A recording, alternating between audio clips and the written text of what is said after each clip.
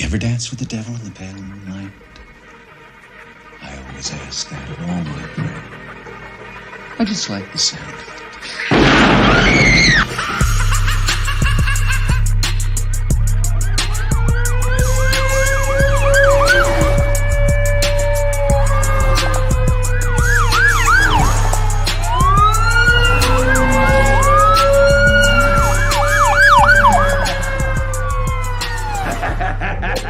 How about it, you creep, you lunatic?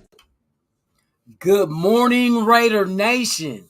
How are you doing this Tuesday morning? We are here again at it, as you can see. Welcome to Raiders Allegiance with yours truly, Lunatic Raider. This is Good Morning, Raider Nation, the morning show that takes place Monday through Friday, 7 a.m. Pacific, 10 a.m. Eastern, and I'm glad to have you guys with me this morning because you could have been doing all kind of other stuff, you know what I mean? But you chose to be here with me. So I appreciate that. Let me shout out my extended Raider Nation family in the chat. You feel me? Oh, yeah. We got our guys and gals up in here. Robert Pena in the house. Holly Tanner, thank you for pulling up. It is always a pleasure, dear. Ozzy Raider in the house. Salute, my guy. Salute, Ozzy. Thank you for pulling up, my guy. It is good to see you, my friend. Two Red Rings is in the house. Good morning to you as well, sir. Yes, indeed. Navy Vet 44. It is always a pleasure to see you, sir. Good morning, good morning, good morning. Michael Guerrero, my guy, thank you for pulling up. It is a pleasure. Eugene Powell is in the house. Yes, indeed. Raider Nation is in full effect. NorCal Raider Jesse, what is going on? For real, for real. We are here. We are ready. We are equipped. Both. Let me quit, because I was about to get nasty with it. We are equipped with the intelligence and the dang-a-lang-a-lang. You feel me? We are equipped. We will outthink you. Let me quit. But we got a good show this morning, you guys. I've been working on some shit. A brilliant idea, at least to me, a brilliant idea came up into this little noggin of mine. You know what I mean? Even though it's half empty all the time. But hey, fuck, I'd rather be half empty than empty, you know what I mean?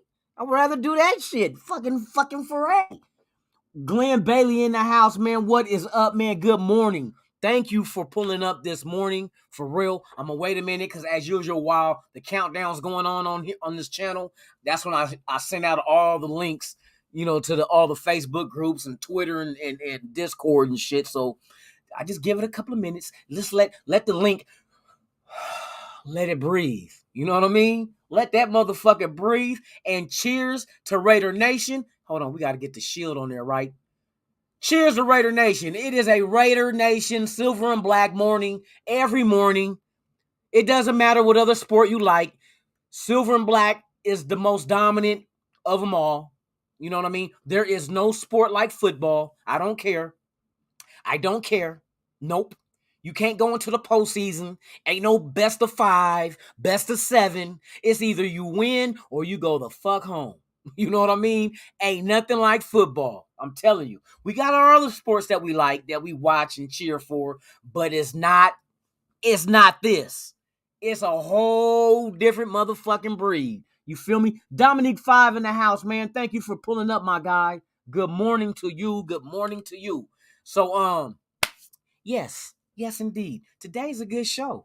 I've been working on this one, y'all. I got a brilliant fucking idea. But before I jump into that little story, I need to get this camera fixed, man, because I do not like the way this motherfucker be darkening up. And I didn't say darken me up, motherfucker. I put a little orange tint on me to make it look like the sun shining off of me too, waking up in the morning. Oh, I just turned the motherfucker off on accident. Hold on, let me turn this motherfucker up. Bam! There we go. Okay. So what we gonna do? We're gonna discuss some things. Oh, I can't start without saying what's up to Raider 78 in the house. Hey, the nation is representing this morning. What? That's the shit. Man, I don't like this shit. You son of a bitch. Work when you want to. That's how we get down. The fucking camera just work when he want to. Today I don't feel it. It's Tuesday. I don't give a fuck. You work for me. Ring light, you work for me. Okay? You don't work for nobody. You work for me. Damn ring light. But anyway, let's go ahead and start off. Remember, I said we're gonna do one undrafted rookie that I like per day this week. So yesterday, you already know we did Bam Olaseni. Today is Darian Butler, the linebacker out of Arizona State. So we're gonna dig into him, and like I said, he might not make the 53, but I got a feeling that at least practice squad, somebody you want to develop. But this kid can play. Believe that shit. He might be undersized, but see, he's the kind of player that when you doubt him, he shines. He shines. So Darian Butler is our undrafted free agent today that we will be covering and getting into details about his seasons at Arizona State. Bam, let me get this open for us, man. You know what I mean? We trying to do this shit official. Keep this money, official like a referee's whistle. You know what I mean? Can I blow this up just a little bit? Okay. Now, let me go ahead and get this card that I made, and we're going to dig into this man's stats over the 4 years at Arizona State. Bam! There it is. Bam! Let's bring it up close. All right, we have Mr. Darian Butler, linebacker from Arizona State. He was an undrafted free agent. He is a rookie. He is on the team. He is 5'10", 221 pounds. See the size thing? The pretty much what the size we're looking at is the height. 5'10". So there's some people that might have an issue with the linebacker being 5'10". 221 might be another issue, but I don't believe so because you got linebackers that size these days. You want your linebackers to be more mobile, you know what I mean, to be able to cover. This guy has a very good knack for the ball, very good awareness as far as where the quarterback is. As you can see, let's go over some of his highlights. We're going to get in deep with this one. Some of his highlights of the past 4 years at Arizona State. He started all 13 games as a true freshman in 2018. He had 70 tackles with 8 tackles for loss.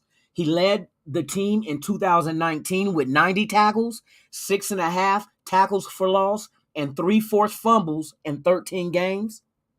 He had 15 tackles in 4 games, 3 starts in a shortened 2020 campaign because of the pandemic. So they didn't play all. They played like 4 games, and that was it when the pandemic thing happened. So that was it. Then he received all Pac-12 second team recognition in 2021, despite missing 2 games, which were later in the year for injury. He had 68 tackles, 8.5 tackles for loss, 2 sacks, and a team high 3 interceptions and 3 pass breakups. Look how he fills the stats. That senior year, that's when he really came into his own. 2021, therefore, or thus why he gets the Pac-12 second team recognition. Just like Bam.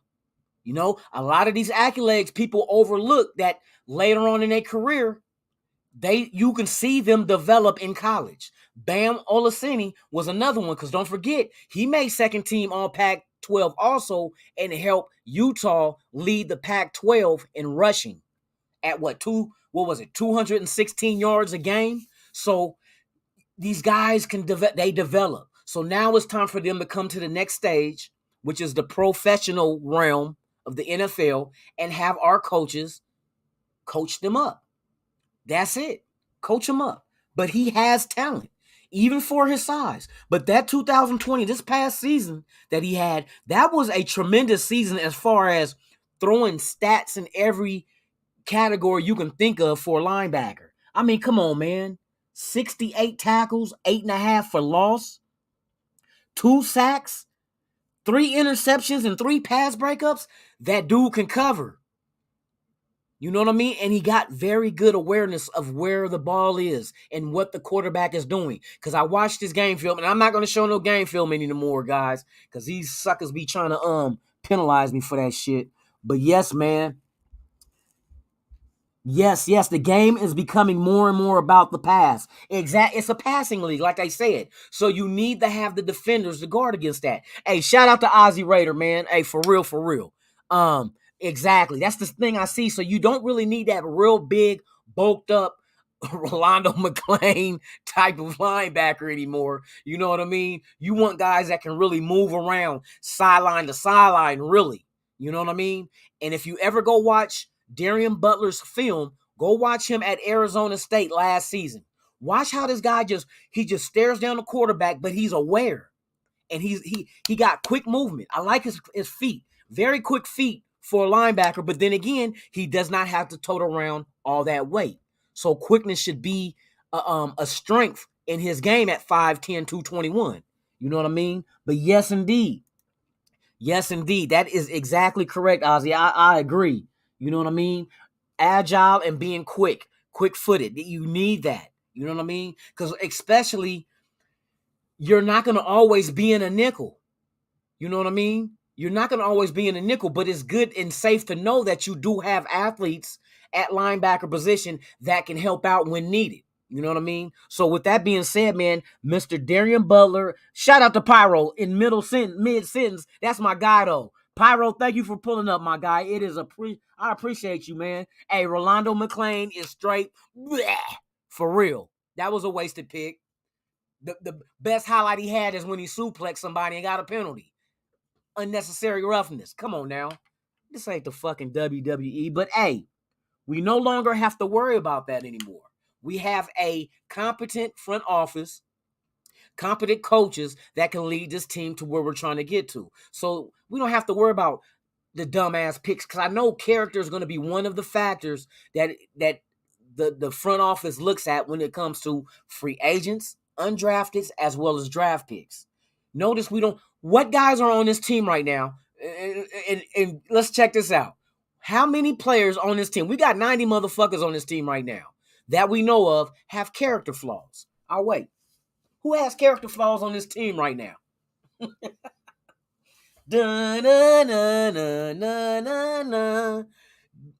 know what I mean? None. There are no character flaws on this team. Have you noticed? Have you noticed that? And last year, what did we have happen? Like off-field type shit with guys that had character flaws. Now, maybe Ruggs didn't. Ruggs was just in a bad situation of making the wrong fucking choice. But Mr. Arnett, you know what I mean? And then shit about John Gruden that came out and bit him in his ass later. Character flaws. Shit that you know what I mean? Nobody's safe. But now we got a team that's competent athletes that love the game of football, that will not do anything to jeopardize them playing the game that they love. That's what I noticed. Adams ain't a character flaw. Chandler Jones ain't. Rock Ya-Sin. And these are all new additions I'm naming. Ronnie, Bobby, Ricky, and Mike. You know what I mean? New addition. Candy girl. But for real though, none. If you notice that shit. And that's what we need. We do not need anything to interfere with the mission at hand.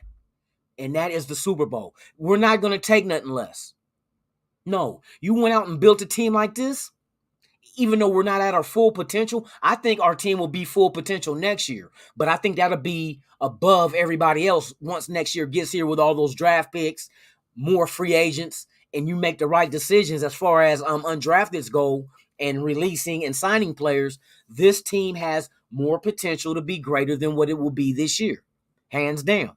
You know what I mean? So with that being said, this is a good team. This is a Super Bowl contending team, as we know. Contending. Next year will be a dominating ass, because they're going to have to fill out the roster after this year as well. There's guys with 1-year contracts that pretty much are gone. You know what I mean? And so you're going to have to fill that, but they get to fill them with their guys. Not the guys they inherited, but guys that get to go draft, sign in free agency and whatnot, trade for. All those factors are going to play in. This team will be even better next year. You know what I mean? So this year, though, we are in contention. I believe that. I really believe that. We are a contender for the Super Bowl. So, yes, with that being said, man, let's go ahead and let me get off of this Butler. But I do like Darian Butler as a project. If not, if he comes out and shows out and earns a spot on the 53, I'm not mad. I'm not mad. Let Antonio Pierce deal with him and groom him, since Pierce had him last year in Arizona State. See, that's the connection right there. He's familiar with Darian Butler. And I'm speaking of Antonio Pierce, former linebacker in the NFL who wasn't that big himself. Matter of fact, let's look at that statistic, you know what I mean? Let's get into that. Stop what you're doing, because I'm about to ruin the image and the style that you're used to. Exactly. Shout out to Humpty Hump. Rest in peace, my guy, Shock G. Hey, we gonna go ahead and I gotta bring this down real quick because I'm gonna bring up another card. When I get into the next segment of this shit, I need y'all feedback, man, to let me know I'm not crazy for thinking what I'm thinking. And we gonna get in that minute. We gonna get in that in 1 minute. Just give me 1 minute. Hold on. Because I want to finish off the segment of Darian Butler real quick. But because I remember with the interview with Antonio Pierce, he was speaking of the fact that this is not yesterday's NFL where you need big, bulky linebackers. There's not a lot of teams running straight downhill with, and he said back in his day, he faced like the Emmitt Smiths and shit like that. He said them days, it's like a lot of teams is by committee now. It's not just one solid dude that's just coming. It's by committee.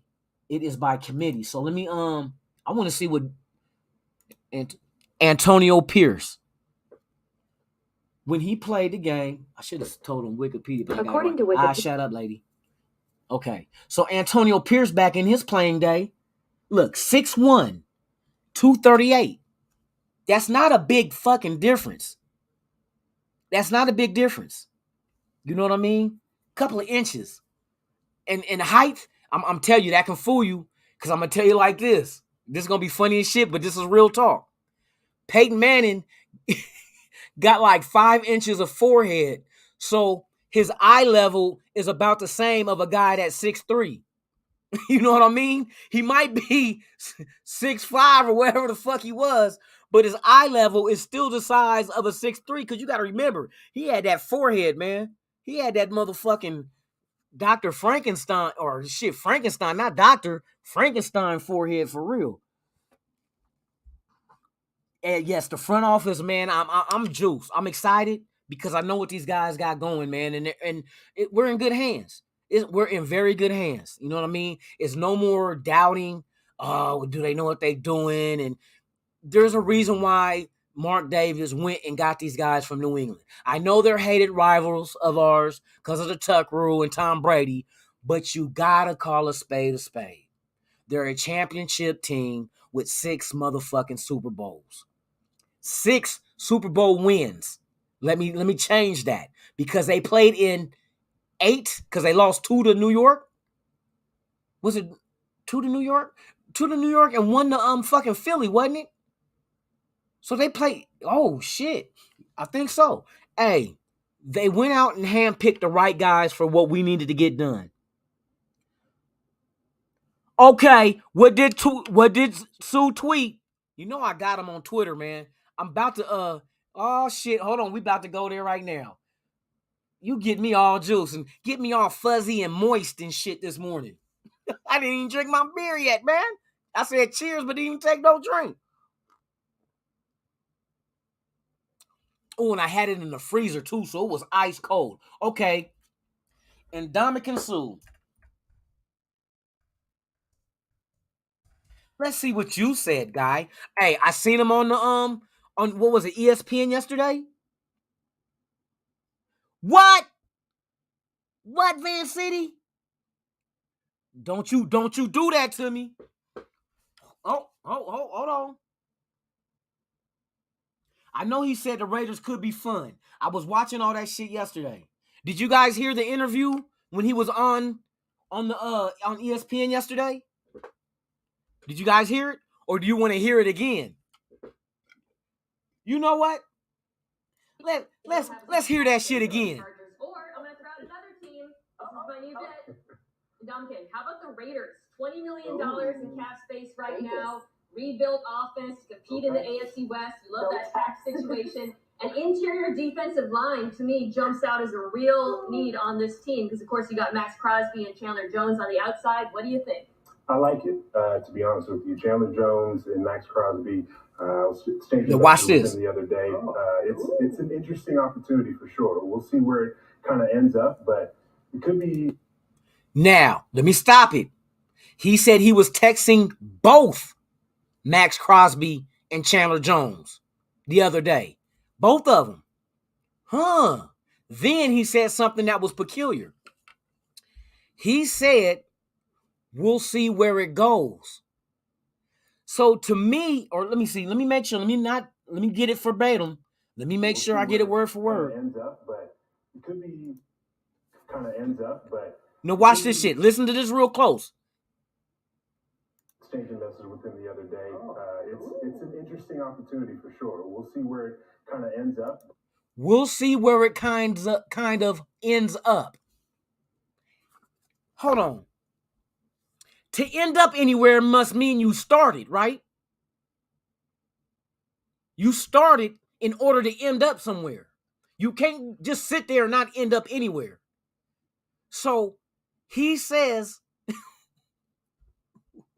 oh my God. Reading in between the lines, it sounds like they're negotiating with the Raiders. His people are negotiating with the Raiders already. And he's saying, we'll see where it ends up. The negotiations. You can't say that about if you never talked to the team, if you never had any dialogue, you can't say, we'll see where it ends up. Because in order for it to end up somewhere, it had to start from somewhere. It's like this. Yeah, I started out to go to the gas station, but I ended up at the store. You started somewhere and ended up somewhere. So the contract talks to me, reading in between the lines, it sounds like it's already started. He's waiting to see where it ends up. At a number, at a whatever kind of contract, something they can both agree on. Because you remember, even McDaniel said with the Carr situation, we got to find the sweet spot. And that's exactly what it sounds like Ndamukong Suh is saying. We'll see where it ends up. If we can hit that soft spot, that sweet spot, I mean. Ooh, everybody loves the soft spot. But the sweet spot, though, pretty much the same shit. You know what I mean? But yes, indeed, man. Hey, I'm going to his tweet right now, man. I'm looking. I gotta go. Hold on. Let me go to his page because I do have him on Twitter. You mean when he tweeted the Raiders could be fun, or is it a new tweet? Is it a new tweet? I'm about to go to his thing. Oh, man. See, now I got to call my cousin because him and my cousins are cool. So I hope he signed, man, because I'm trying to work a fucking interview with him on this channel. So stay tuned. Stay tuned. All right, let me see.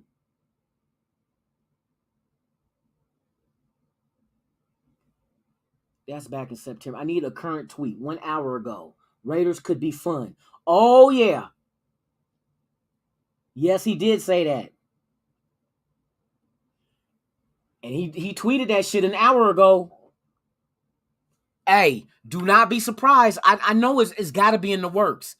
There's too many code words in that fucking interview you had that just like, okay, these motherfuckers is talking contract right now.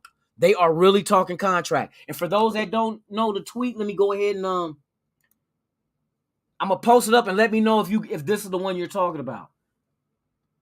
Bing, bing, bing.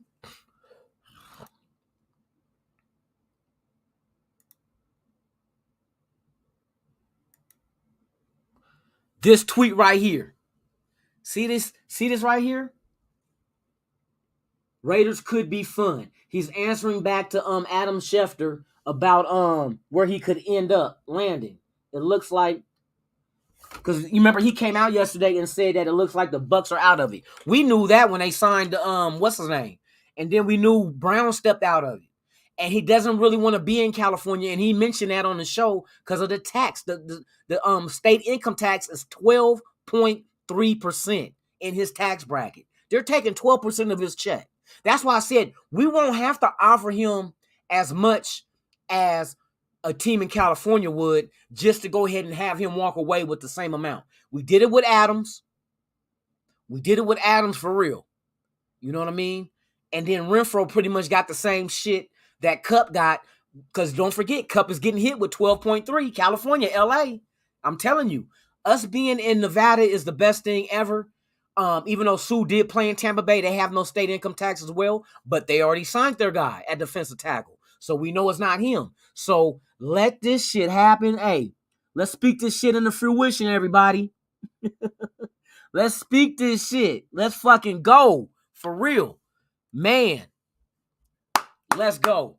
Good ass shit. Good shit. Let's see if we can get some positive vibes. See, they don't have to sign him yet because camp don't start until next month. Now, anywhere between now and then, if we get some rumblings, and Ndamukong Suh is in Henderson at the Raiders practice facility, we know something's going down. They getting a signature. That's what, or they getting a signature and they showing them around the facility. So I'm gonna keep my ear open to this guy being here in Vegas. And once that happens, we hoping what direction it go. You feel me? For real, for real. Hey, if we sign Ndamukong Suh and add him to that defensive front, night Irene, everybody going to sleep. Everybody going to sleep because no quarterback is going to be able to fucking handle that pressure. They're not going to be able to handle it. I'm telling you. Those three, oh my God. Are you serious? Ndamukong Suh, Chandler Jones, and Max Crosby? I got 3 the hard way. That'll be their nickname, 3 the hard way. Boy, 3 the hard way for real. But I like the sound of that. I really do. No. He's not in Vegas yet, Van City. I'm keeping my ear to the ground to hear if he is. But he did tweet an hour ago, Raiders could be fun, answering when Adam Schefter tweeted that when asked what team will he end up at, he said that the Bucs look like they're out of it because they signed the defensive tackle already. You know what I mean? Speaking of Bucs, we're going to get into the next segment in a minute, y'all. Hey, keep them positive vibes, though. You never know. You never know. We'll get that fucking breaking news. We'll get that breaking news. Breaking news. Ndamukong Suh has signed a 1-year deal with the Las Vegas Raiders. I'm going to scream like a little bitch. Ndamukong Suh is with the Raiders. Super Bowl. You know how we be. Super Bowl. We're going to be all hollering Super Bowl. Ain't going to have no voice in the morning. People at work going to be like, what happened to your voice? We're going to win the Super Bowl. You motherfucking right. I'm saying that shit here. Get Ndamukong Suh, put the defense on the same level as our offense, and it's a wrap. Not the 16-bar kind, but the permanent nap. Woo! That's my favorite bar. Hey, you already know, Ozzy, if we get Suh on this defense, I think that'll make our defense, like I said, will be on that same level, potential-wise, as our offense. You know, when we look at our offense, we say, oh, that's high-powered. You get Ndamukong Suh with Chandler Jones and fucking Max Crosby, you looking like, oh, shit, that's high-powered too. And just imagine the battles in camp. Like I say, iron sharpens iron. These two are going to make each other better. And if our defense can go toe-to-toe with our offense, there won't be no other defense in this league to fuck with them. Because no other defense has Waller, Renfro, got motherfucking Josh Jacobs, got Devontae Adams. No other team has that but us. So the defense is going to they're going to reap the benefits from practicing against it. We don't even have to schedule fucking a joint practice thing with fucking New England. New England ain't got nobody to make us better. You know what I mean? Just stick with us. But then it is good sometimes to go ahead and hit other people that's not on your team. You know what I mean? You get a better kick out of that shit. Exactly. And plus, we need somebody at defensive tackle. We're dealing with 2 injuries as we speak. You know what I mean? They said Jonathan Hankins has something. I heard Neil Farrell Jr. had something too. And Bilal Nichols, I think. So that's a concern at defensive tackle, and especially if they say, oh, they'll be ready by the regular season. Well, what the fuck about camp and preseason to get ready for the regular season? You can't just throw them out there and expect them to, boom, you learned the playbook, now just go out there and no. You got to go through preseason. You got to go through camp to work out the kinks, to fix all your fucking failures. All the mistakes got to be fixed ahead of the season. We can't go in the season and fuck off the first 5 games just until we learn shit. Hell no. Shout out to Fluffy Compost. What happened to Nasib? He's not with us, is he? I don't think they ever I know when he came back to talk to him, but nothing ever materialized out of it. So I don't think, yeah. But that option could always still be there. We do have $20 million under the cap and the possibility of making more room if need be. You know what I mean? So we all got to stay tuned. We don't know. Like I said, camp ain't till later in July. I think the middle, since we got the Hall of Fame game. I think we start a week before everybody else. Us in Jacksonville do, as far as our camp. But we will find out then, because they don't have to be signing, because they don't have to report till then. Right now, everybody's on their free time. They're with family, traveling, doing whatever until that July date comes for them to go report. Then they got to show up. So that's why I said, even with Ndamukong Suh, if we are in negotiations, you don't have to hear nothing. You got time to negotiate and get him there on time. You know what I mean? So there is opportunity. You know what I mean? Man, if our defensive tackle gets sold up with fucking Ndamukong Suh, are you serious? Oh, he did a 10-yard split at 1.88? And Matthew Butler did a 1.73? Yeah. Yeah, that's the shit you look for in them. No. OBJ, I'm going to tell you now. I wouldn't do it. You don't have to do it now. You know what I mean? Because OBJ won't be ready until you don't even know when OBJ is going to come back. And see, here's the thing that people have forgotten. That same knee he tore originally, it took him 11 months to play again from the time of the tear. Almost a year. So what if that happens again? You mean he tore it in the Super Bowl in February? He won't be ready until January? The season's over. Season's over. So I wouldn't even put a lot of faith in the signing OBJ. And here's another thing you also got to think about also. What if you do sign OBJ and you're willing to wait for him? He can come back in the middle towards the end of the season. What if in the meantime, whatever receiver wins the wide receiver 2 spot works perfectly in our system? Like a perfect complement for what we already have with Renfrow, Waller, and Adams. You do not want to upset the chemistry of what you already have. So if say for instance, Demarcus Robinson is killing it, starting at the wide receiver 2, or if it's the other dude, you know what I mean? Because I think it's gonna be a battle between them two anyway. But Keelan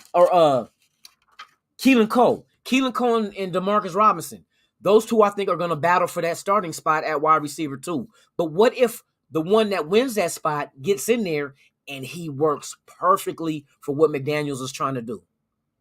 Do you wait till after the half of the season or 3/4 into the season when OBJ come back and take him out of that offense and put OBJ in, who's never played in this system with us yet? Would you upset? What if we're on a win streak? Like we're hot as fuck. We're hot as fish grease. We're hot as prostitute coochie. We're hot as you know what I mean? We're hot. You know what I mean? If we're hot and we're winning games, I do not believe in upsetting what we have going just to bring another dude in. I like OBJ. Healthy. I love OBJ healthy. Put him in this offense healthy. Oh, that is fucking tremendous. But right now, he is not healthy. And no one, I don't know anyone who knows when he shall be healthy. You know what I mean? To play again. So I hope it's not another 11-month stint like it was the original time when he tore that same ACL. You know what I mean? But he is a young dude. Younger you are, the quicker you fucking heal. I remember my son, 12 years old, broke his arm. You know how fast he fucking healed up and was playing football again? I swear it seemed like a month. It's 1 month. I'm talking about he had 2 fractures in his arm and a cast. He broke it at practice. Next thing you know, they said, oh yeah, kids heal fast. I never broke anything, knock on wood. I never broke anything, so I don't know. But the doctor, was like, yeah, kids heal faster than adults. Oh yeah? So I was waiting, man. I'm like, it seemed like only a month. And this motherfucker was out the cast and out there practicing again. I'm like, this son of a bitch. Boy, he got to be his daddy's son. Yeah, he could be insurance, but are you willing to spend that type of money on insurance? You know what I mean? Insurance shouldn't be that expensive, especially if he's going to ask for like 10 mil. You know what I mean? I don't want to absorb all of our money that we have because there's still more opportunities of signing talent to upgrade this roster as well. I mentioned before, you got the 53-man roster cut downs. Some teams are going to release big names that can come in and help us right now. Veterans. Because these teams can cut them, or better yet, trades. A lot of trades happen as well because then you can move on from that contract and spread it out for their cap hit, and whatever team trades for them just needs to have that cap space to absorb the contract. That's another reason why we need to keep that money. We don't know what the other 31 teams are going to release or try to trade. There might be somebody tremendous. You know what I mean? It might be a team that's not planning on winning this year. You know what I mean? But got damn good talent that they're ready to just to walk away from the contract, and they already drafted their replacement in this past draft. So it's like, we're going to go with the youth movement and move the contract of this veteran. You know what I mean? Trade them to a team that is willing to take it on, or both teams are having an agreement where that team is willing to cover a certain amount of that contract and they can take on the rest. That shit happens all the time. You know what I mean? Like how we got Deshaun Jackson last year. He got released. You know what I mean? And a lot of teams will not pull the trigger on a trade unless they really want that player over anybody else. 9 times out of 10, they'd be like, no, we're not going to trade. They're going to lowball the shit out of them until they release them. Like Bradbury from New York. They was trying to trade him.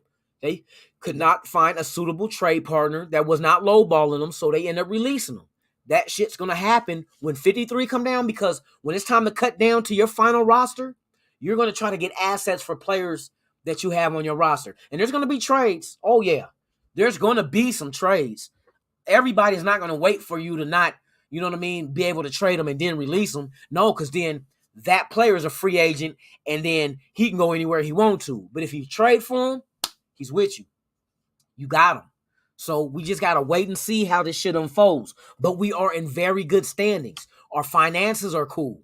We can even open up more money if need be with trades and so forth. You know what I mean? So, hey, keep that in mind. Keep that in mind.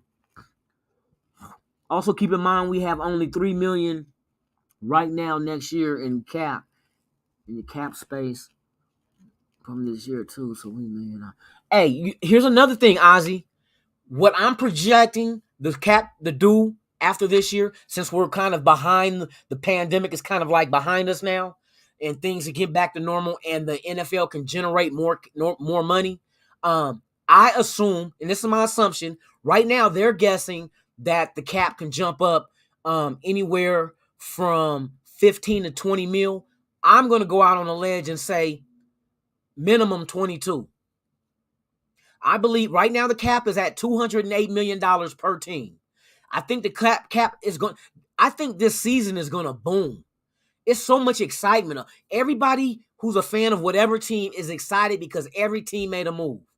Whether it was free agency, even Jacksonville went out and used a boatload of cash. So now their fan base has something to be excited about. Buying jerseys, going to the games, all that kind of shit is going to generate revenue. More people watching the game on TV. Now you're getting the big money from the TV deals, the advertisements, the sponsorships. A lot of money is about to be generated now that fans can go to the game now. I know here in Vegas, you don't have to be vaccinated or wear a mask.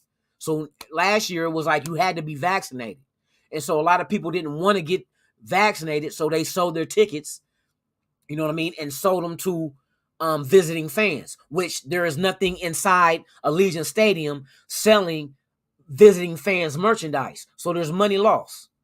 So if there's more visiting fans at the game, that's less revenue the NFL is going to be making, because ain't nobody buying Raider jerseys and hats like we will. You know what I mean? So I think this year is going to be a big boom financially for the NFL, and that's going to generate more capital with these TV deals as well, with Amazon and Apple TV. All these guys got deals. You figure, I'm assuming the cap will jump no less than 22 mil, pushing the cap to 230 mil next year. That's an extra 20 mil that we will have on our cap. So we got to pay attention to that as well. For real. Omar Yorez, hey, thank you for pulling up, my guy, for real.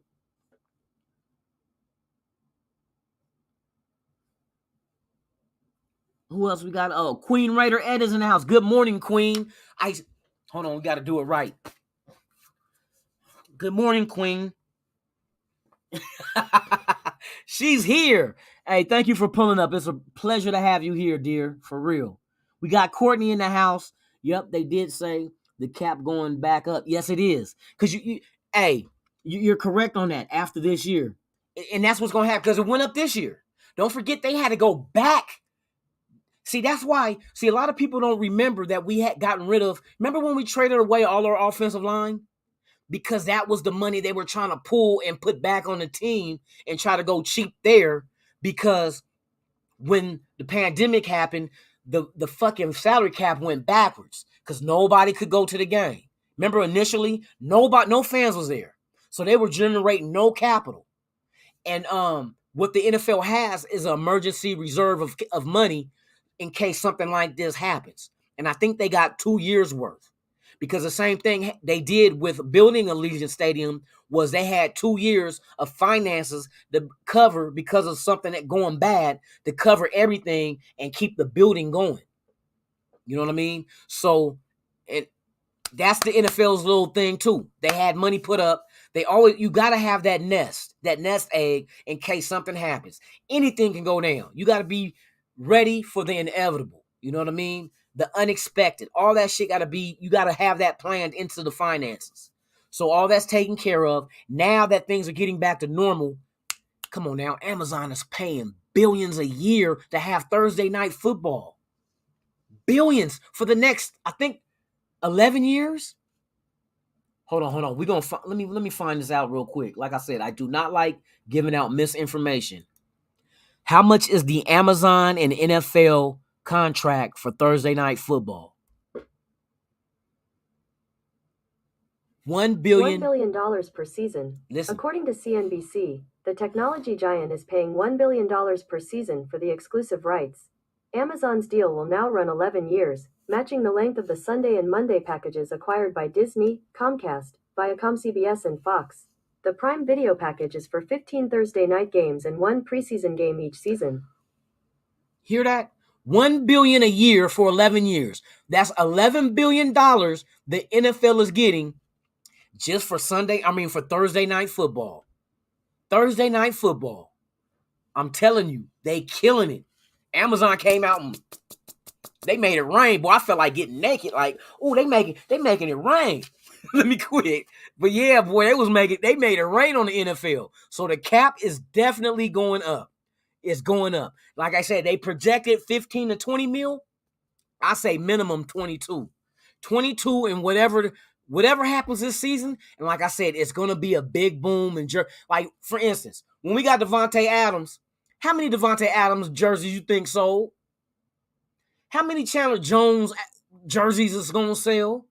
If Ndamukong Suh come, how many Ndamukong Suh jerseys is going to sell? See, it's going to generate money. You got the Chargers with Mac, all they little bitch-ass fans is going to buy Mac and J.C. Jackson and bullshit like that. Then, garbage-ass donkey mule-face motherfuckers is going to be buying Russell Wilson little motherfucker where my pot of gold ass at.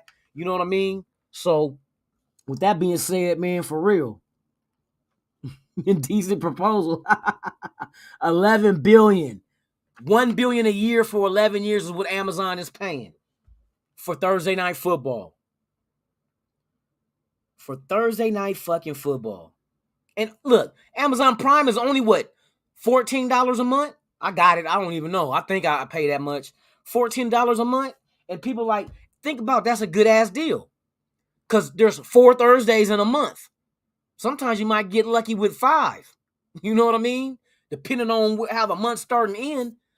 But you get 4 to 5 games a month for $14. Think of it that way, but you still got action to the movies and TV content that they have on Prime as well. And shopping and getting free shipping. Yup. You can buy that blow up doll that got the Raider tattoo on her arm and shit. I got it. With the silver and black KY jelly. You know what I mean? She got the black lipstick. Her mouth was like this. She got black lipstick on and shit. You know what I mean? With face paint. I'll be fucking that motherfucking blow up doll up. Yeah! Go Raiders! Yeah! Yeehaw! No, I don't. But for real though. Oh my goodness, man. For real. 2 red rings. How much money are we allowed to roll over to next season? I think what it is a percentage. You have to spend 86%. How much of cap money do NFL teams must spend or roll over?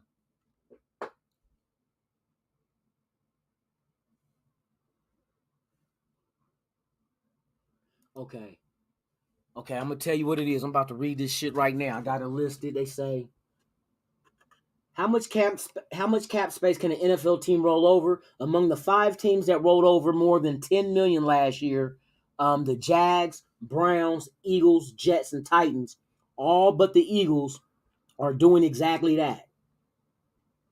I don't want to see how much they rolled over. What can you roll over? 6 teams with the most cap space right now. Oh, this got to be old. Yeah, this is old, man. They motherfucking calling us the Oakland Raiders on here. I need an up-to-date. How much of the cap does an NFL team have to spend? Here is information from Sporting News. They'll set for 2020. That number is set at $208 million is the cap. But I think it's like 86% or some shit. They're not. I'm fucking all looking for that shit, man. I gotta get into this next you know what I mean, little segment. You know what I mean? That I want to know if people thought I was kind of delusional or if they thought this is a possibility. And I'm about to break it down for y'all. Oh, I'll be picking up a Sioux jersey. Hey, I will get one too. I will get one too. You ain't lying. Okay, so let me get into this next segment. Now, I seen on some of the other content creators shows, they were talking about Bleacher Report mentioning trades that some teams could make. Or 3 trades. Because I know Mitchell Renz talked about it. And I heard Docs and graphic and fucking Wasted Talent talk about it yesterday as well. Now the thing that they brought up was talking about Moreau, tight end. So, matter of fact, let me check Moreau's. I want to see what his salary is real quick before I dig into this, because I got some juicy shit for y'all. Not news. I just had an idea. Foster Moreau contract. Here is information from Over the Cap. So let me see something real quick. Okay, now I'm on Over the Cap. I want to see something with Foster Moreau. All right. Now let me see by you guys inside of the what the hell, Van? See, that didn't do nothing. Hey, look, let me see by you guys in the chat. How many of you guys are like content with Foster Moreau? How many of you guys like him? How many of you don't really care for him? Because I know he makes some mistakes in games. But I just want to see, because I'm about to dig into some shit, some real good shit. But let me know. While y'all doing that, I'm going to go ahead and look up this man's salary. All right. His 2022 salary cap charge is $2.6 million. His cash payout is $2.5 million. His cash to cap ratio, I don't care about that. Let's see. Show me. All right. Foster Moreau, 2021 or 22. 2022. His cap number for this year is 2.6 million, right? 2.6 million. Now, dead money and cap savings, if he's cut pre-June 1st, which we don't have to worry about because it's cut post June 1st. Let me see. If you cut him post June 1st, you save $2.54 million under the cap with a dead money hit of only $122,000. That's if you cut him after June 1st. If you trade him post June, that's 2.4 and still 100. It's the same. So you can cut or release him. Now, not Pro Football Talk, Bleacher Report, we're talking about 3 trades teams can make, you know what I mean, with, certain players. Now, I'm not going to talk about the other 2. I'm going to dig in. They talked about Foster Moreau. They talked about trading Foster Moreau to Green Bay for a 3rd-round pick. Now people will say, 3rd-round pick, why would they do that? Well, the thought process is if Green Bay offers a 3rd, we won't say no, and therefore they'll be able to get their tight end they want in Foster Moreau. This is what they're not saying this is what's happening, but this is what's being speculated as if this was to happen, this is how it would go down type thing. So they said Green Bay and the Raiders would do a trade. You send Foster Moreau to Green Bay. Green Bay sends us a 3rd-round pick. Now, some people were down like he's not worth a 3rd-round pick. Maybe not, but a 3rd-round pick will make the Raiders do it. Now, if they offered a 3rd-round pick for Foster Moreau, best believe that the Raiders will be interested in that. You have to listen to that deal. A 3rd-round pick for Foster Moreau, and you get to free up $2.5 million. So you add $2.5 million to your salary cap on a trade, and you get a 3rd-round pick. So with that being said, keep $2.5 million in your head, right? All right, as we move along. So let me shout out to everybody that's in the chat, man. I'm going through reading y'all shit, man. I need to start posting y'all up too, y'all, because y'all got some see, you said the jury's still out on Foster Moreau.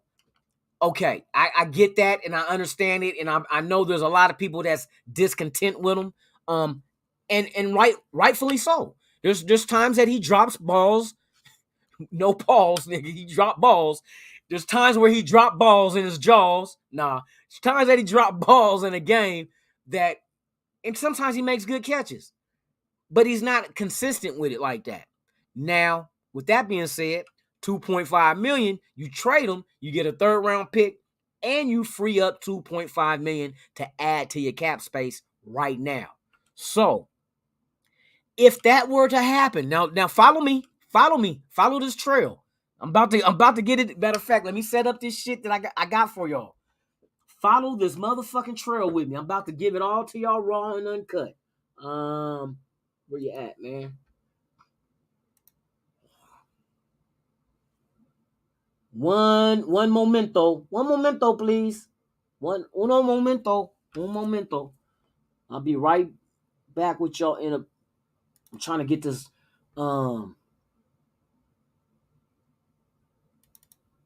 Okay, there we go. Let me open this shit up. Okay. Now, we're on the Foster Moreau thing. Now, Foster Moreau, a lot of people are not really satisfied with him. Some people say keep him. You say keep him also, Fluffy. 2 red rings, keep him. I'll take it. They picked up some decent tight ends lately that could replace him, I think.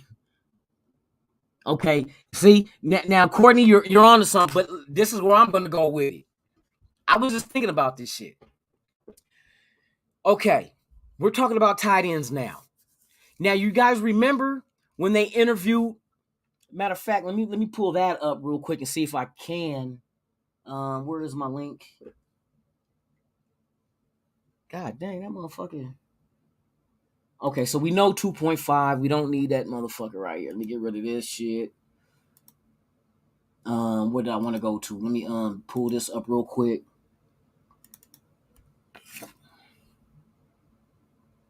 Hold on real quick. I'm about to tie all this in together, and y'all gonna see where I go and tell me if they were to do some shit like this, how much improvement on this offense would be there, man. Hold on.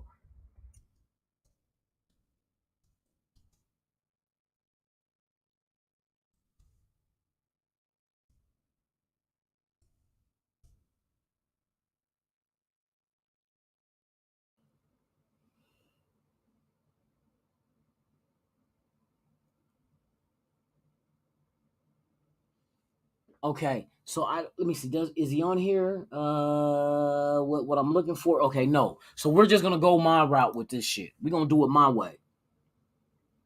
Okay, so peep this.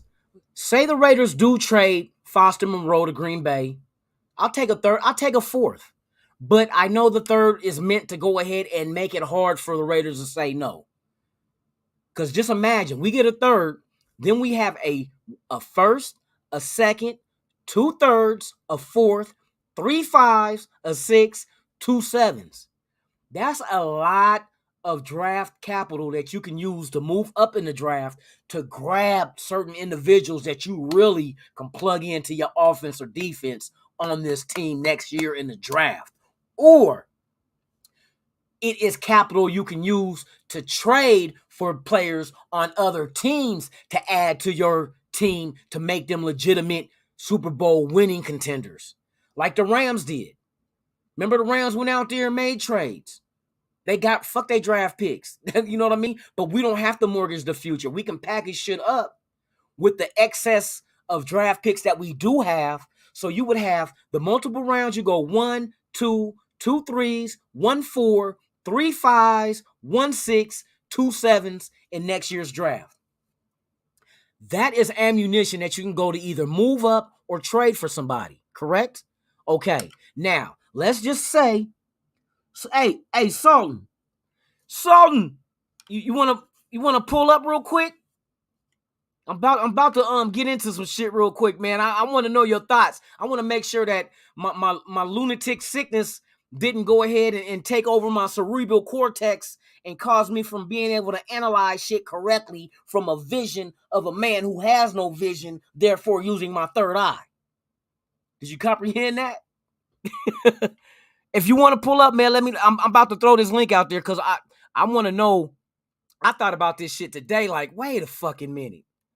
Hold on, I'm gonna throw this link in here real quick one time, man. Because I really got an idea that might kind of fucking really shake some shit up with our offense. Not shake it up, but add some more fucking firepower. So if you want to pull up and you up, okay, for sure, come on with it. We about to get into this one, boy. I got an idea like a motherfucker.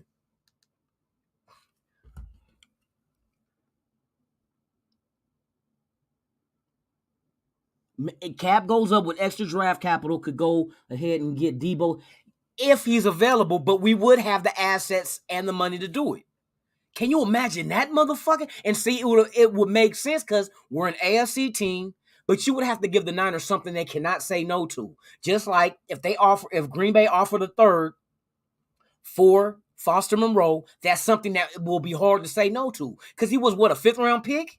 Didn't we get Foster Monroe in the 5th?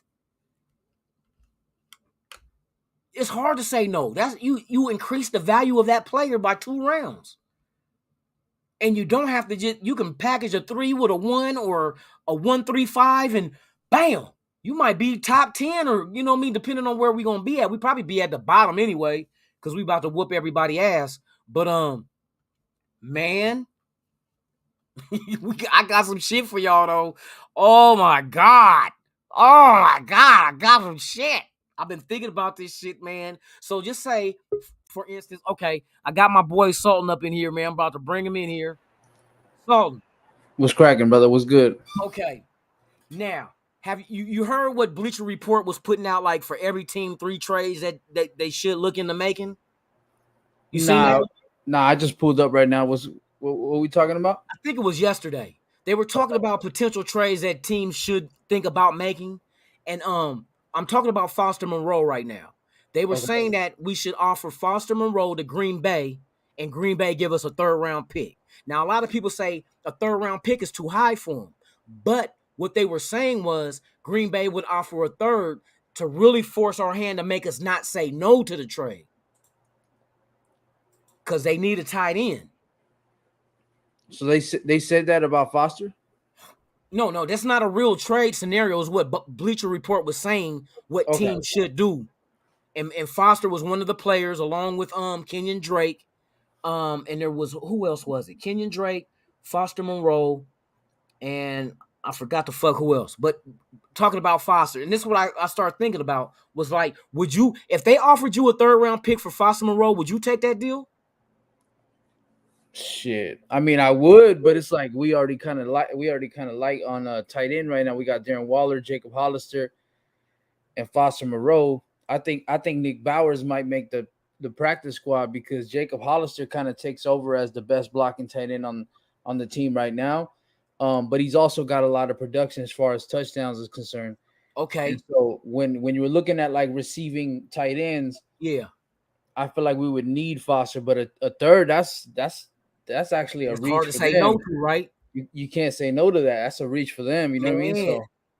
So okay, say for instance you trade him to Green Bay for a 3rd. You also add $2.5 million to your cap, right? Now look, this is what I was thinking about. Do you remember what Waller said McDaniels was asking him to do? You're gonna see where I'm getting with this shit. Remember, I got you. McDaniels was asking Waller to go watch what tape on who? Gronk. And Gronk is a free agent who's familiar with McDaniel's system, who only got $8 million last year in Tampa Bay. So with 2.5 off of Foster Monroe's contract for trading him, all you would have to really give him is 6. Give him 8.5 total. Let me see what Foster's making next year. They I just looked at over the cap. They said if we trade him or cut him, we save 2.5 under the cap, and it's only $133,000 cap hit, dead money. Yeah, because next year after we pay everybody, I believe we have about $3 million in the cap. After we pay everybody, they're on the roster, like the people that are not on the roster, like Abram, Jacobs, etc., are not considered. There's no contract for him. Yeah. So, man, that's tough because you would have to you say what you said 2.5 million if you trade Foster Monroe, and then add it to your cap. Gronk would be like what 8? You said he made 8 in Tampa Bay last year for 1 year. Because what I'm getting to, what you think the realistic price will be over here in Vegas? Fuck it, because they're both states are on no state income, right? Yeah, both. So it's going to be the same. So instead of 8, just offer them 8.5.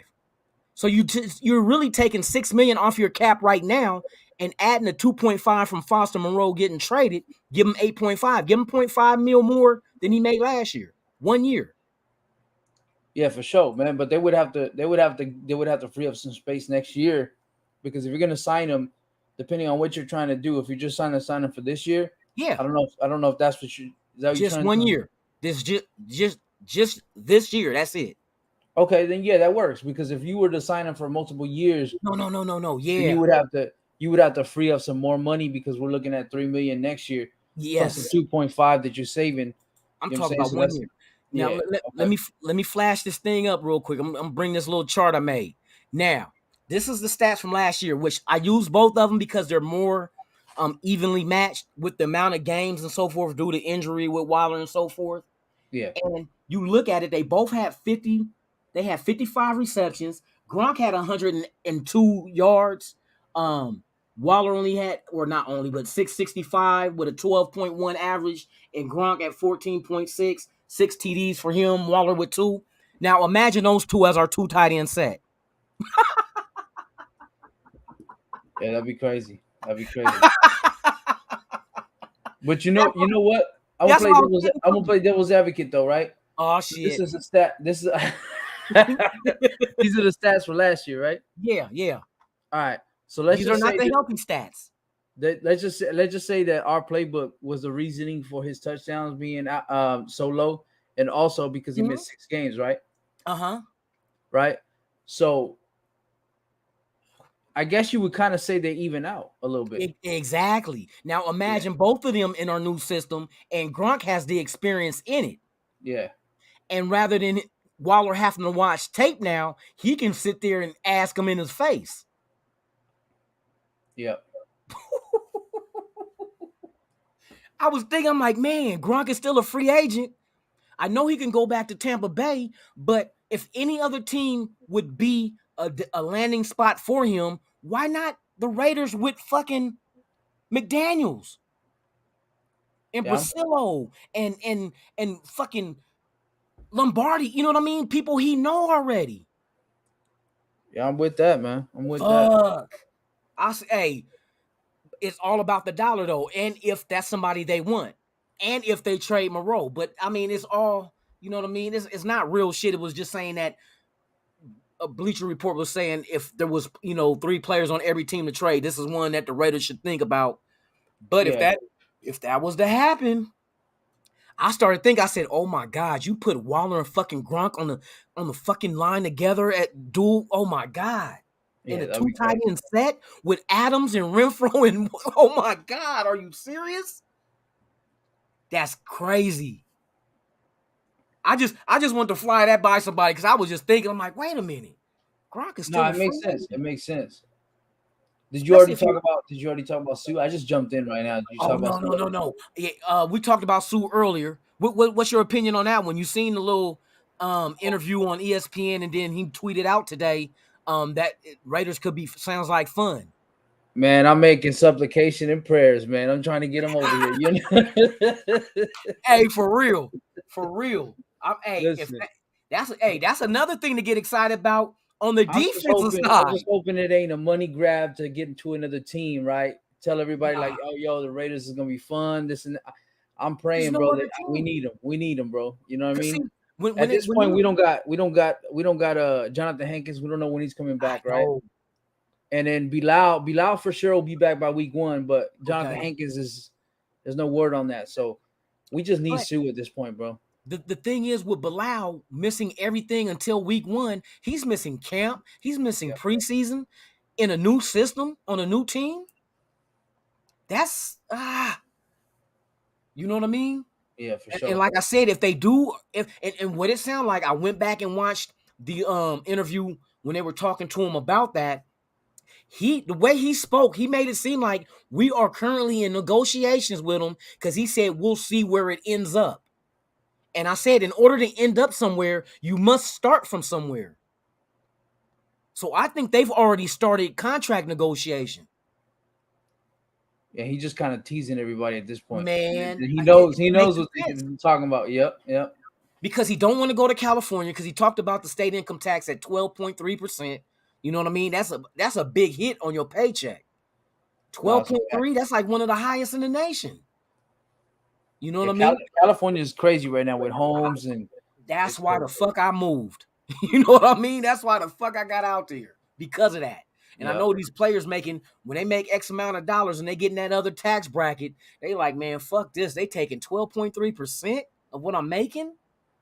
And I know Vegas ain't too far. It's West Coast. You know what I mean? He talked about it, and then he said he was texting Chandler Jones and Max Crosby the other day. Yeah, they're recruiting. Man, they own it. But I'm telling you, the way he spoke, he makes it sound like that they're already negotiating, and we'll see where it ends up. You don't say end up if nothing has started yet. You know what's crazy, right? We were talking about the DT room. I can't remember if it was a few shows ago on my live. And we were talking about how Bilal Nichols was more of a pass rusher. And I believe somebody brought up the point where we needed more people that could plug the holes and stop the run. But the way I see it, I actually disagree with that. I'm like, listen, we got guys like Jonathan Hankins. We got guys that already been stopping the run. But when's the last time we've had interior pass rush, bro? Like, I'm talking elite interior pass rush. That's what you're gonna when you're going up against athletic quarterbacks like Patrick Mahomes and Russell Wilson's and these guys, you know what I'm saying? You're gonna have to come after these guys, man. And interior pass rush changes the game, bro. So yes, it does. Especially with these little mobile motherfuckers that we gotta face 6 times a year in our division. You know what I mean? Everybody is fucking mobile on them other 3 teams in our division. So we gotta, you know what I mean? If they're gonna be mobile, we're gonna make them run the wrong direction then. Never up the middle where it's safe because ain't nobody, you know what I mean? I hate that shit. Hey, where you gonna go though? You got Chandler Jones to your left. Yep. You got Max to your right. You got Ndamukong Suh coming up the middle. What you gonna do? What you gonna do? you gonna make the quarterback feel like the baddest bitch in the club with 3 dudes at her all at once. What you gonna do? What's your name, girl? Give me your number. Be like, get away. They gonna be on her ass.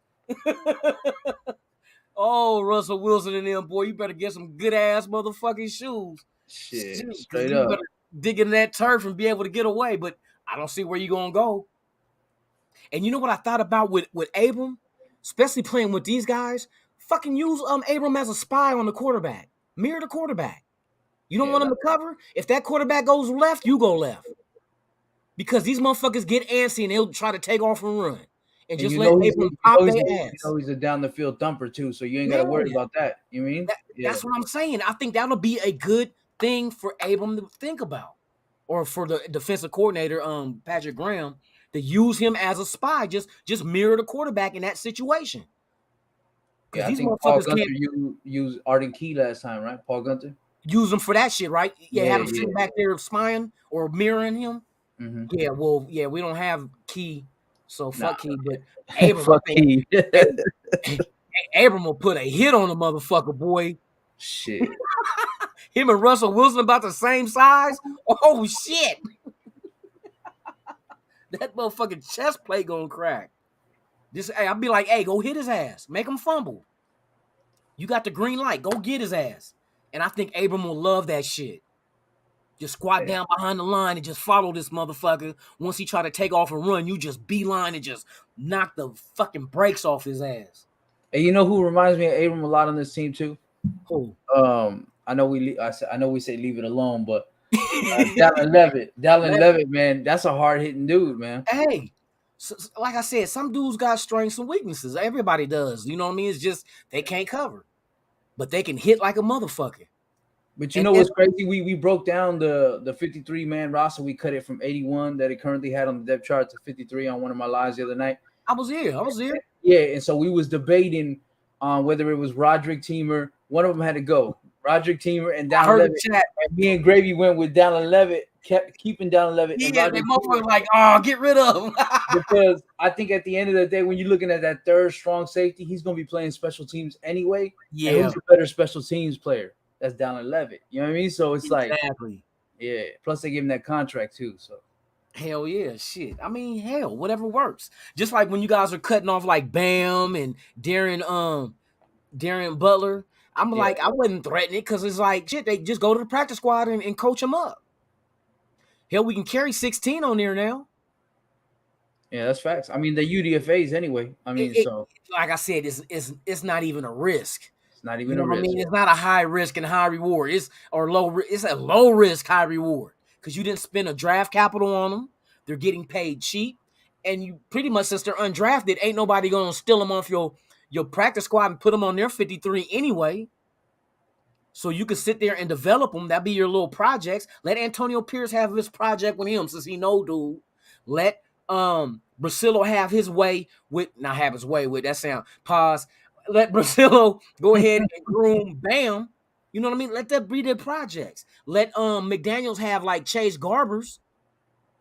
Those guys can go to the practice squad now. Yeah, because I think Bam is cool, man. Like I think he's a good developmental player that, you know what I'm saying, down the line, maybe a year or two, he'll be ready. I just don't think right now. You know what I mean? No. He's not ready right now. But see, the thing that shows promise with him as well as Darian Butler, and I was looking at their college stats, they progressed every year in that fucking on that team. Yeah. And both of them ended up on all Pac-12 second team their senior year. So long as they can show me progression, that means if you get them into the next level with good coaching, they can help continue that progression. That's why, like you said, they're not ready now, but give them about a year or two, you know what I mean, with the team, learning the system, getting coached up, technique, everything. And I guarantee you, don't be surprised if you'll see them on the 53-man in a year or two. Yep, that's what I'm thinking too. A lot of these UDFAs, they're real high IQ players, man. They're real football guys, man. So, yes, they study film. You mean a lot of them too? They're kind of fifth-year project players too as well. They, you know what I'm saying? They're like they're already in their fifth year. You know what I'm saying? In the collegiate level. You know what I'm saying? And so, you know, I just think that with time, but like you said, it's a high reward, low risk. Yeah. You know what I'm saying? So. Yeah, you didn't risk anything. No draft picks. You didn't trade for them. They were just undrafted and shit. They probably making pennies on the dollar for real. I wonder what undrafteds make if they do make the team. Shit, maybe like and I bet you the shit ain't guaranteed either. Not even a few $100,000. I don't know.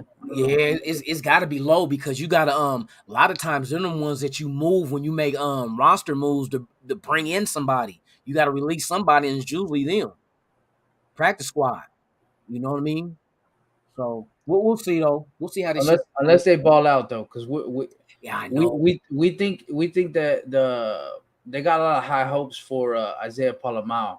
I got that's one, like what I'm doing every morning for these 5 days. I'm picking one undrafted that I like and going over their measurables and stats and shit. And then, like I said, they may not make the 53, but they're at least good enough to make the practice squad. Yeah. And I got 5 guys, and one of them is already on injured, so he ain't in the practice squad. Is Sincere McCormick. You know. Hey, what I mean? You know what's crazy, bro? You know, I had a theory, but it turns out he really did get injured. But I still do believe that they're trying to save him for next year because we know Kenyon Drake ain't coming back, right? Yeah, we know but that. McCormick is similar to Drake in the sense that he's that pass catching running back. You know, I think he could come in and replace Kenyon Drake. You know what I mean? And I think that they're ready to do that next year. Well, you know what I think they're doing? I don't think it's Drake that they're trying to get him to replace. I think he's going to end up being a Rashard type running back, the third option. I think Britton Brown is who they want to go ahead and replace Drake. Just because of the blocking, and he can catch out of the backfield too. Yeah, that's true. That's what I'm wondering. And I think that fucking Zeus is gonna be the Josh Jacobs. So you got Zeus as Josh Jacobs, Britton Brown as Kenyon Drake, and Sincere as Rashard. That's gonna be their 3. You know, and Britton Brown's only issue, bro, is he has high pad levels. He's got to work on that. You know what I mean? He runs high. Yeah. And it's Palamao the running back.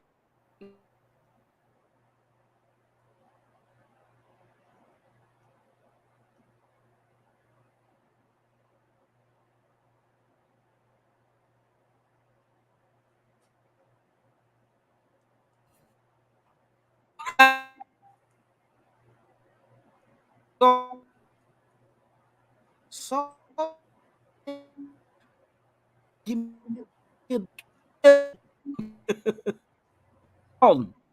Yeah. Okay. No, you cut off for a minute. I think it was it was tweaking. Fucking internet was buffering, it looked like. But I was asking you where did Palomao's uncle come from, the running back coach? Shit.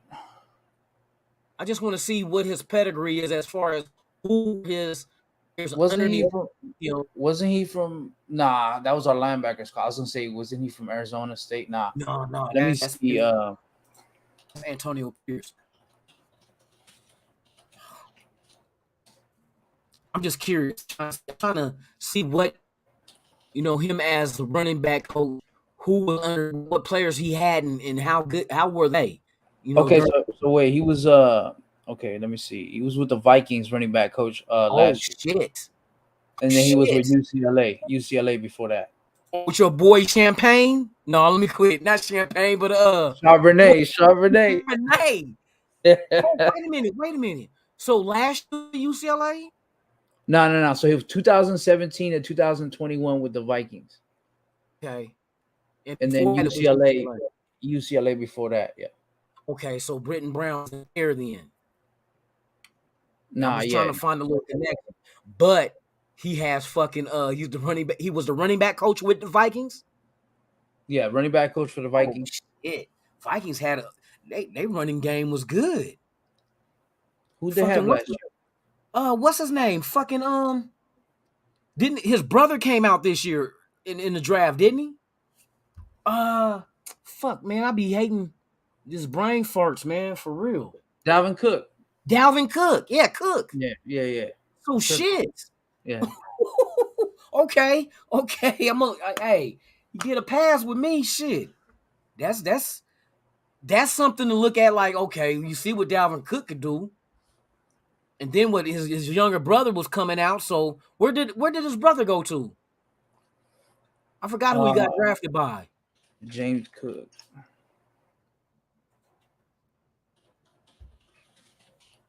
Fucking Tampa Bay grabbed fucking Rachaad White. Buffalo. Okay, yeah. Oh, so now they don't got to worry about no Singletary and none of that bullshit. Yeah, fucking with the Buffalo. That's all they needed was running back, bro. And all they needed. If this dude is even a little bit like his brother.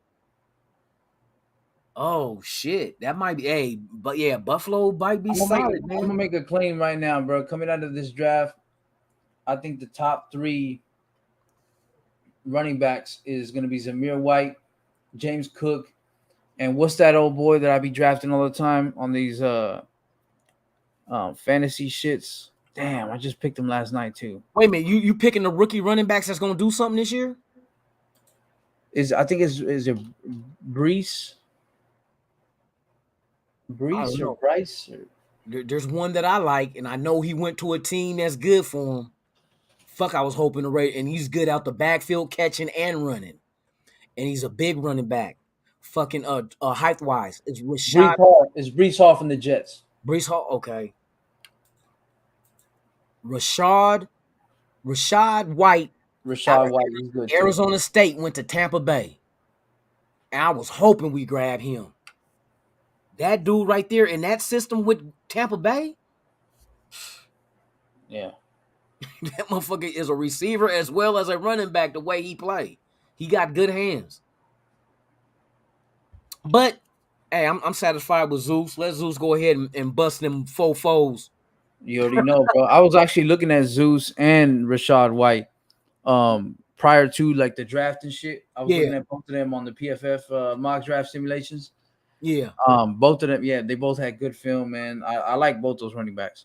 Yeah, we solid. Brees Hall. They what's the name said that M85. You said USC, that's Palomao's his uncle came from, he was there before Vikings. Is that what you're saying? USC? Nah, so check this out, right? Check this out. So I'm looking at the Wikipedia right now. Okay. 2017 to 2021, he was a running back coach for the Vikings. Okay. And then 2016, he was the offensive coordinator for UCLA. And then coordinator. Okay. And then 2014 and 2015, he was a UCLA running backs coach. Okay. And then he played high school. And then he did a running back coach in high school, Loyola High School. And then he was in USC way back in 2010 to 2012, offensive coordinator. Oh, yeah. So that was a while ago. Okay. Now we starting to connect the dots with this guy and his pedigree. Fucking Dalvin Cook and fuck. Hey, I'm ready for this shit, man. They need to hurry up and get to fucking August. Man, I can't wait. I'm just as excited to seeing these undrafteds and rookies as I am seeing the starters. Because we already know what the starters gonna do. That's, you know what I mean? That's not like a. Hey, I'm gonna be at the Hall of Fame game too. If anybody's you gonna be said out you there. were going too. Yeah, Ohio. Man. Yeah. I'll be at Minnesota and the Patriots. The second and the fourth preseason game. Patriots is gonna be the one everybody need to watch. Cause that's the last game for cut downs. Yeah, we got a joint practice with him too, with Belichick. Yeah. We don't with the shit we got, we don't need them. But I mean, it's cool to go ahead and crack somebody else's head that ain't a teammate. You know But what I got a theory though, man. He's out the door, man. You know what I'm saying? So I think Right. he might be coaching, you know what I'm saying? Patrick Graham a little bit on that defense, giving some formations and shit to look at, you know what I'm saying, on different offenses. I'm just saying. It could be. It could be. It could be shit that they ain't running, but other teams are to help. You know what I mean? I'm just saying, bro. Like McDaniels people forget McDaniels was with Belichick for goddamn 20 years. You know what I mean? If anybody's his best friend, that's him right there. You know what I mean? Like they've been coaching together for so long. Understudy for real. Yeah, so I don't know, man. It's just my theory. And then when he went to Green, it was only for 1 year, not 2018. Patrick Graham, that is. Yeah, fucking McDaniels and him got a connection, man. So I don't know. He definitely wants him to succeed somewhere. So don't run your awesome defense or whatnot. Just run some other teams in the league that we're is going to. Help us with the others, and then when we play y'all, and it's like all forever. You know what I mean? Like we just go from zero. What's out in the meantime? Show some formations that Denver gonna run, and Chargers and Kansas City and the Saints and Jacksonville. You know what I mean? Tennessee, especially Tennessee. Show us that shit. We might see some players that are not necessarily just the guys we drafted, but also like some starters on the last game. I think that's the Patriots, right? Yeah. So we might see somebody in that. It depends, man. Some teams decide to never put their starters in, and some teams do the last game. Well, yeah, the last game is really no for the starters because that's where you gotta fine-tune your roster and get to 53. So you gotta do it. You're gonna put a lot of these bottom guys in there. You know what I mean? The undrafteds, even the free agents. If they're not performing well, you still want to get them out there live action and see, because it's usually the third preseason game that is your dress rehearsal, with your starters probably playing a quarter or even a half. We'll see. We'll see what Josh McDaniels believes in as far as putting the starters in, and then that will dictate how the game's going to go. But I don't think they're going to put them in there to try to risk injury or whatnot. I wouldn't. Yeah, that makes sense. I mean, 49ers did it against us on the last game, right? Yeah, bastards. We didn't play any of our starters, and they played all of them. We got their ass on the January 1st. We ain't forgot that shit. We have not forgot that shit. Your New Year's is gonna be horrible. Your gumbo gonna be spoiled. Your lumpia gonna be cold. Whatever the fuck you eating. Shit. Yes, indeed. Well, man, I appreciate you pulling up, man. I'm about you already to know, brother. It's always love, man. It's always love. Yeah, brother. Man. I had all ideas, and I was like, let me get Salt on here and see what he think. Yeah, man. So, hey, we got Sue to look at and see what happens with that. And shit, I'll be surprised if fucking Gronk is a motherfucker they do look at. And I was just trying to put everything together. Like, well, damn, you got Waller watching Gronk tape. Gronk is a free agent. Then this shit come out about if the Raiders was to trade fucking Foster Moreau, it should be to Green Bay for a 3rd round pick, which will open up a spot. Mm-hmm. Pretty much, Foster's the second tight end, right? Yeah, right now. Okay. So you move him and you somehow get Gronk, which Gronk knows the fucking head coach. And you know what I mean? The whole offensive coaches that we got, Gronk is familiar with and won Super Bowls with. So if there is another team besides Tampa Bay he goes to, why not us? So I was just, you know me, I was like, oh, wait a minute. Oh, shit. Because I remember they asked Sue, you think Gronk is going to go back to Tampa Bay? And Sue was like, well, why wouldn't he? Shit, unless he go to the Raiders. That's why. You know what I mean? And don't forget, Sue was the teammate of him. So, we'll see. Yeah, we'll see, man. Fucking hey, what's your schedule looking like, man? What for the night shows and shit? Shit, I work from Sunday to Wednesday. Usually I get Thursday, Friday, Saturday off. But when they throw out overtime, it will be on Thursdays and Fridays, or just Thursday alone by itself if it's mandatory. But if there's no overtime, I'll be free Thursday and Friday. and Yeah, 'cause Saturday. we're gonna be doing a lot of these fantasy mock drafts where we get the chat Okay. to join us, right? So we're gonna be doing 12 teams and 10 teams, and the chat joins us. We send the link in there. They join us and shit like that. So I love to have you on, man. Tonight we had Dirty, Gabe, Eric, a watched few a other little people. bit. Your shit was fucking up towards the end. I was like, what the fuck I miss? Nah, so what happened was once we ended the live, right? I guess there was a lot of websites that went down last night. I guess Okay. Discord, You said StreamYard, they got hacked or something? Google. Yeah, that's like Amazon, DoorDash. Like everybody got hacked and shit. So it went Damn. down for like an hour. And so my live stream just kept going with nobody on the panel for like 15, 20 minutes because StreamYard wouldn't let me close nothing. So fucking but yeah, man. So but it's all good now, you know what I mean? So we'll be doing that a lot periodically throughout up until July when we start going into training camp. Okay. So yeah, for sure, real.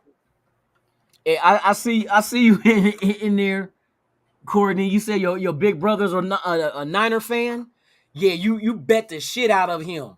You make him run down the strip with a daiquiri, butt ass naked, with a sign that say "I love silver and black." Just up and down for 49 minutes.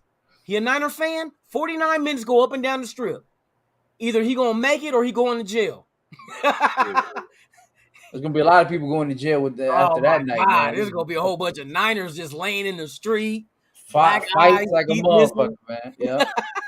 Getting tossed up like a salad for real. But yeah, man, I appreciate you coming on, man. Hey, tell the people how they can contact you. YouTube, sure, whatever, man. IG, everything. For sure, man. Well, if you guys want to, I got a YouTube channel at Sultan Mir. That's SULTANMIR. You could check me out over there. You know what I'm saying? We do shows every night. You can subscribe if you guys want to. If you like the content, I would definitely appreciate that.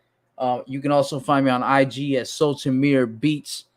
That's SULTANMIR BEATS 1799. You can check me out on IG. For sure, man. I appreciate you, brother. You have a good It's one, man. all good, man. Thank you for doing that, man. I appreciate it. I'll get with you, man. I'll always be in your chat anyway. I'll be at work with my earpiece in. I ain't supposed to have none of that shit. But I said, fuck you. I'm gonna listen to Sultan, you bastard. You already know, bro. But yeah, right, man, man. I appreciate God bless, it, brother. man. All right. Thank you, everybody that's in the chat, man. We had fun with it today. We had some good information, good ideas. This is the shit I want to bring to you. You know what I mean? Keep you guys entertained and informed. Hopefully, we'll get Sue to sign on that dotted line. If it goes down that way, I'm doing a breaking news. You already know. So everybody who is watching this channel, if this is your first time here, please do me a solid. Please subscribe to the channel.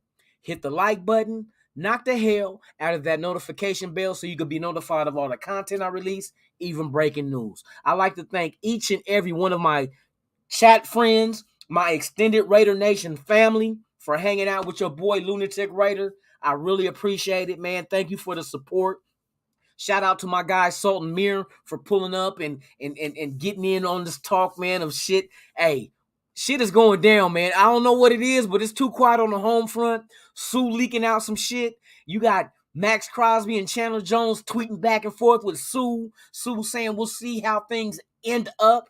So in order to end up somewhere, you must have started from somewhere. So I'm thinking that the whole negotiation thing has already been underway. They said before that the Raiders were interested in him. You're not just going to be interested and not reach out to his people. So with the injuries we had at defensive tackle right now, and some of them not going to be available until week 1, you're going to miss camp. You're going to miss preseason. That's a lot of time that you're going to miss. And we need to have somebody come in that's healthy that fill that spot and keep this fucking train moving. You guys already know, man. Shout out to everybody who's been watching, who pulled up. Man, I appreciate you guys. As you know, this is Raiders Allegiance. I'm your host, Lunatic Raider. Good morning, Raider Nation. Enjoy your day. May your day be blessed. And I will see you guys tomorrow here. Same Raider time, same Raider channel. 7 o'clock a.m. Eastern or Pacific, 10 a.m. Eastern. We all going to gather up again like a family reunion. You know what I mean? Every morning, Monday through Friday, we rocking. We rocking together. You feel me? So thank you for showing up and showing your support. I'm Lunatic Raider. This is Raiders Allegiance. I'll see y'all guys tomorrow morning. I'm out.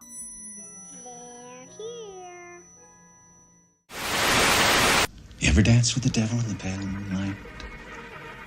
I always ask that of all my prey. I just like the sound of it.